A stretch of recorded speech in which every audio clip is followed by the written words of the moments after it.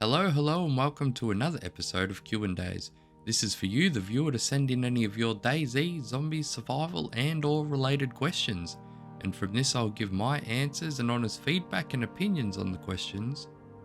Now if you would like to have one of your questions answered on an upcoming episode, leave one in the comments or get in contact with me via my socials. I'll leave a link in the description below.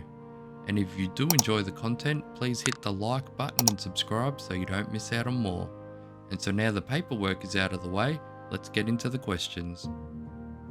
And the first question is from Haymaker22, and they ask, what is your favourite map? Now this is a really good question. Obviously myself and a lot of people will feel the same way about Cherno. It's the map that most people have countless hours and many memories on, as it was the first available with standalone. And yes, there are some amazing maps out there and some are a lot of fun, but it's funny how people just keep ending back up on Cherno and having the time of their lives. And with PC and the workshop maps, at the moment I'm absolutely loving the new Banov map from Kabulo. It's massive and doesn't have a fifth of it taken up by water, as well as it has a lot of new assets and buildings that have made for some very pretty locations on the map. It's well refined with the loot sockets and spawn points, and without giving away too much, there are some very cool out of this world features to search for and also to see.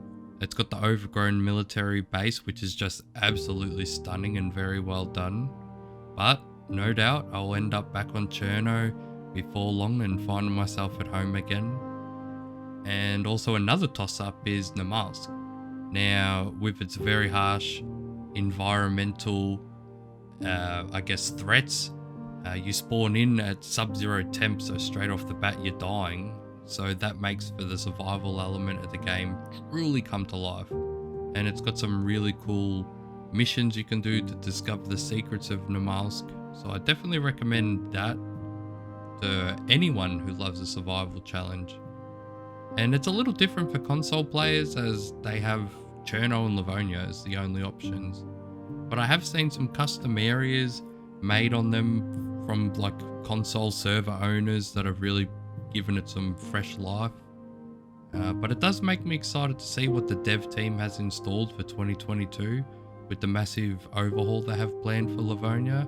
Super keen and excited to see how that plays out. And I'm sure a lot of people on console will be happy when it's finished as new adventure and hopefully a lot more places to explore. And the next question is from Kami King, and they ask, should there be a cure for Kuru after eating human meat? And while judging from your name, I can only assume what your diet consists of. If putting down the kami kebab and swapping it out for some vegetables is not an option, then you might be in some strife. But I did once hear a story that if you hold a teddy bear in your hands while you have Kuru, the laughing is less frequent. But to be honest, I'm not sure if it's just urban legend or if there's any fact to it. So give that a try and email me again and let me know how you go. As for other options, you could try gagging yourself with a rag to muffle the laughter or rock a gas mask. That's only going to help with the laughter and not the shakes. But as for a cure, I don't think there should be one. It would just be too easy to stack on freshy meat and make it off the coast to then get yourself cured. And that would take away from the game a little bit too much, I would think. And if the argument was that they skinned a survivor and their hands were bloody or someone force fed them, I still think a cure would take away from it and you wouldn't learn from the situation that you had found yourself in. And they say prevention is better than cure, so maybe try some veggies. And the next question is from Oslo, and they ask, will the dev team give more teasers like the one for 1.14? Seeing everyone trying to crack the code was great. Well, I'm not too sure on that one, but I most certainly hope so. The amount of fun I had trying to break down every clue I could was such a fun time, and some of the discussions I witnessed and some that I was lucky enough to be a part of were crazy. The number of people that were out there having a go at breaking the clues from all over the world truly blew my mind. From some very out there theories to some that were bang on the money. And honestly, I really hope they do, because I can't wait to crack the Dayzinci Code. And the last question is from Sam, and they ask, are we ever going to get the bicycle on PC or console?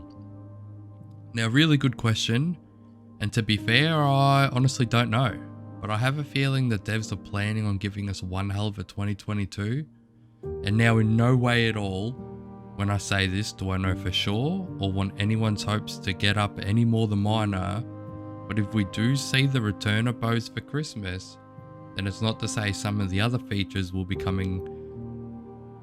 Back in 2017, they spoke about working on some core gameplay, and then they'll be working on helicopters, shooting from vehicles, bicycles, motorbikes, barricading, and bow combat.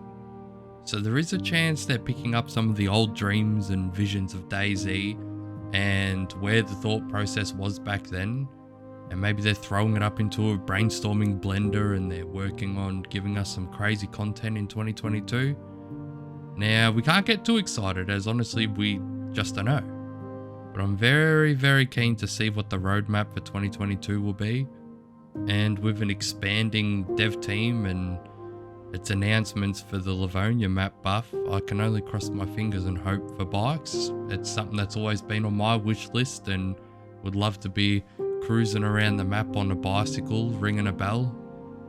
Just imagine the Tour di Cherno, starting at Kamenka, racing your bikes to Servet, going to Severograd, then to Tizzy, then back down to Cherno, and trying to survive that. I could imagine it would be a great time. And with that, this will just about wrap up this episode of Q&As. If you have a question you want featured on the channel, submit it either through my socials below or subscribe and leave a comment. And I want to thank you all for watching, and I'll see you in the next one.